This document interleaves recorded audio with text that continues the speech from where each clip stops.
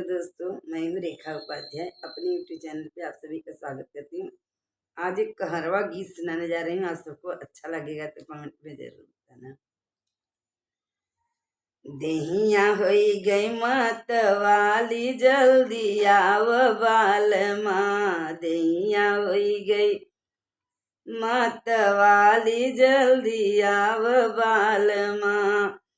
बचपन में मोर ब्याह भये तब रही उमरिया बाली हो, तब रही उमरिया बाली।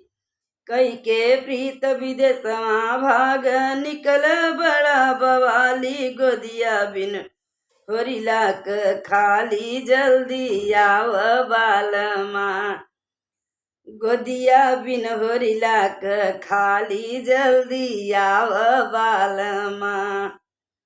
दहिया होई गईली बवाली जल्दी आव बाल माँ, कि दहिया होई गईली बवाली जल्दी आव बाल माँ।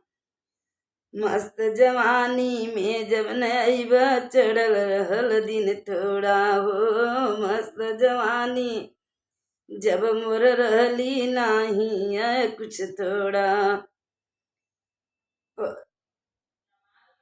पर के अंग नींद नहीं आवे भैले नाजुक पीला जो, जही दिन तरसे जीव जंजाली जल्दी आव बाल माँ।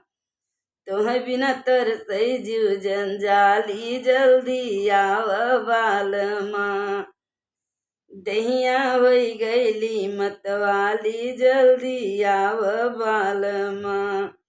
केहू कहे मोर मर के गोरिया, कोई कहे जिगरी साली, कोई कहे मोहि मार गोरिया, केहू कहे जिगरी साली।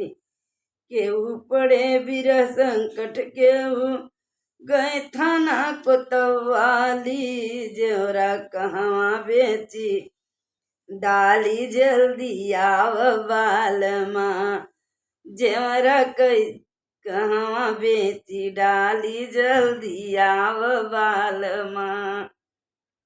दहिया होई गईली मतवाली जल्दी आव बाल माँ।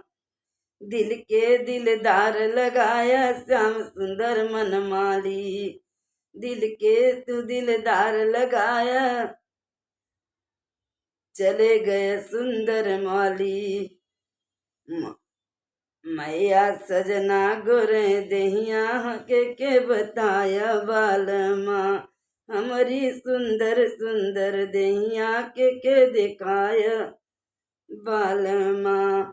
तुम्हें बिना मोहि नींद न आवे रात बीते नहीं थोड़ा, तुम्हें बिना पिया नींद न आवे रात बीते नहीं थोड़ा।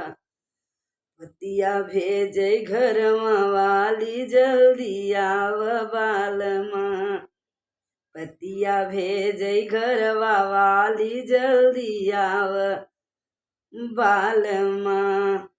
दहिया होई गईली मतवाली जल्दी आव बाल माँ।